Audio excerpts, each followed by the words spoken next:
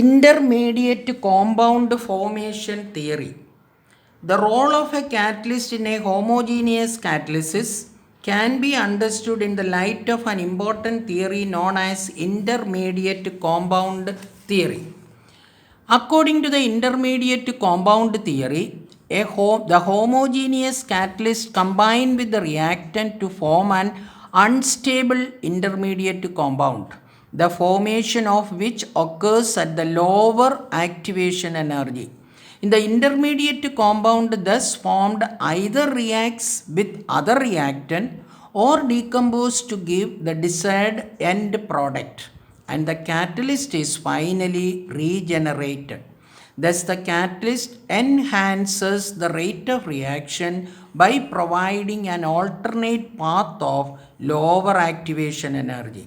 The catalyst, if the activation energy is required this level, the catalyst will provide a lower energy level or lower activation energy level so that more and more molecules will undergo chemical reaction. For example, lead chamber process is used for the manufacture of sulfuric acid. Sulfur dioxide is oxidized to sulfur trioxide in the presence of nitric oxide as a catalyst. In the absence of a catalyst, the oxidation of sulfur dioxide to sulfur trioxide is very slow. That means without using a catalyst. Then, when nitric oxide is used as a catalyst, the rate of reaction increases considerably. It is believed that the catalysts provide an alternate path of low activation energy by combining with oxygen and to form an intermediate compound, NO2, which subsequently react with sulfur dioxide to yield the required product, that is sulfur trioxide, and the catalyst gets regenerated as shown below. This is the mechanism which take place in the lead chamber process. That means oxygen will react with the catalyst. Nitric oxide is the catalyst. Nitric oxide reacts with oxygen and form nitrogen dioxide. This nitrogen dioxide as an intermediate product reacts with sulfur dioxide and get converted to sulfur trioxide, releasing the same amount of nitric oxide. That is the catalyst which is regenerated. This theory is known as intermediate compound formation theory. Another theory is called adsorption theory. The mechanism of heterogeneous catalysis can be understood with the help of an adsorption theory. According to this theory, heterogeneous catalysis is the surface phenomenon and involves chemisorption of the reacting gases on the surface of the solid catalyst. The solid catalyst provide a number of free valencies on its surface through which chemisorption of gases on the surface takes place. According to the adsorption theory, heterogeneously catalyzed reaction usually involves the following step.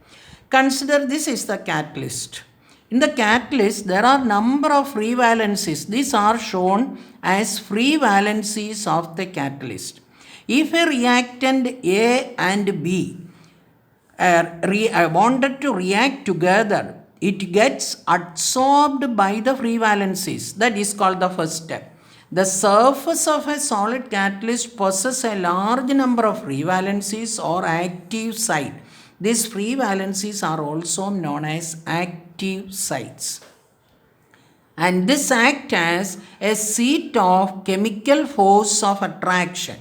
When the gaseous reactant come in contact with the catalyst surface, their molecules are held up there due to loose chemical combination. That is, this reactant, when it is attracted by this active site, it get a loose connection with these valencies, and this forms the gaseous reactants get chemisorbed, that is chemical adsorption. That means by means of the bond. After that, this from the solid surface, they form a product AB. And this product is regenerated and leaving the catalyst with the same free valencies. These are the next two steps. It forms a product on the catalyst. After that, this product is eliminated as AB and the catalyst is still available with all the free valencies or the active sites. Second is the occurrence of a chemical reaction at the catalyst surface. This is the second step in which the chemical reaction takes place. The chemisorbed molecule adjacent to one another join to form an activated complex which is unstable and breaks up and gives to the required product C. That means in the last section, this is the product formation. AB is formed leaving behind. That is desorption means the last case.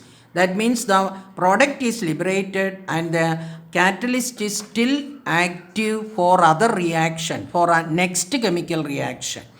That is, the product formed at the surface of the catalyst get desorbed. That means removed from the surface. That means the reaction is complete.